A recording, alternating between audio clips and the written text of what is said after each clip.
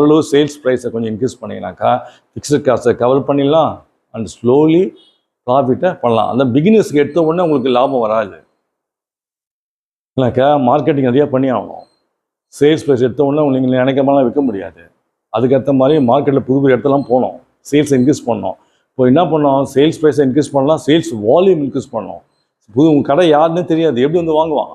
So இனிஷியலாக வந்து இந்த மாதிரி வரும்போது நீங்கள் உடனே முன்னாடி அப்படியே மனசு விட்டுறக்கூடாது, ஐயோ நஷ்டம் வந்துச்சு சார். நஷ்டம் எப்போ வரவாங்கன்னா வேரியபிள் காஸ்ட் மட்டும் அட்லீஸ்ட் வேரியபிள் காஸ்ட் கவர் ஆகிடுச்சா சந்தோஷப்படுங்க.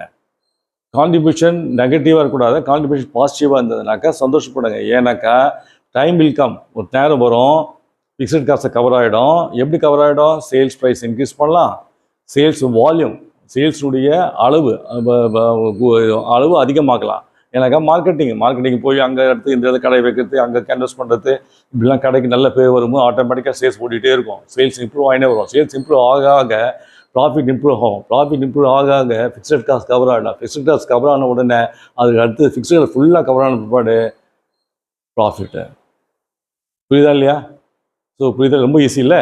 ஸோ அதனால் வந்து எத்தனை லாஸ் வந்தோம்னா லாஸ்ட்டில் வந்து எந்தெல்லாம் லாஸ் வருதுன்னு பாருங்கள்.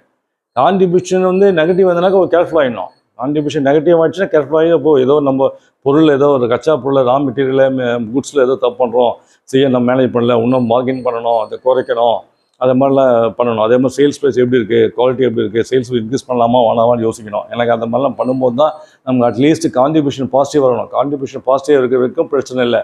கான்ட்ரிபியூஷன் நெகட்டிவ் ஆகும்போது கேஷ் லாஸ் வந்துடும். கேஷ் லாஸ் வந்தால் கம்பெனி திவால் ஆகிடும். அப்போ உடனே நம்ம இடிச்சுக்கணும். நம்ம ஏன் அங்கே கான்ட்ரிபியூஷன் நெகட்டிவ்னா வேரியபிள் காஸ்ட்டே கவர் ஆகலை, வேரியபிள் காஸ்ட்டே கவர் ஆகலை. அப்போ எப்படி இது பண்ண முடியும்? அப்போ வேரியபிள் கவர் அப்போ என்ன பண்ணணும்? எஃபிஷியண்ட்டாக மேனேஜ் பண்ணணும். 3 மென் மிஷின் மெட்டீரியல் 3மே எஃபிஷியண்ட்டாக மேனேஜ் பண்ணணும். மார்க்கெட்டிங் இம்ப்ரூவ் பண்ணி ஆகணும். உங்கள் குட்ஸ் மார்க்கெட்டில் ஓடணும்.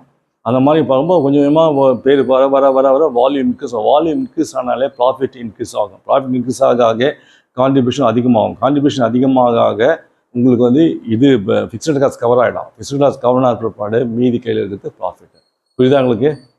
ஸோ அதனால் ரொம்ப ஈஸி. அதனால் வந்து இது வந்து புரிஞ்சுக்கணும். கான்ட்ரிபியூஷன் நமக்கு plays a major role in fixing the price. நாங்கள் ஒரு மில்லு அது மாதிரி தான் ஒரு மில்லு கொடுத்தோம், சம் கோடி கவர்மெண்ட் மில்லு.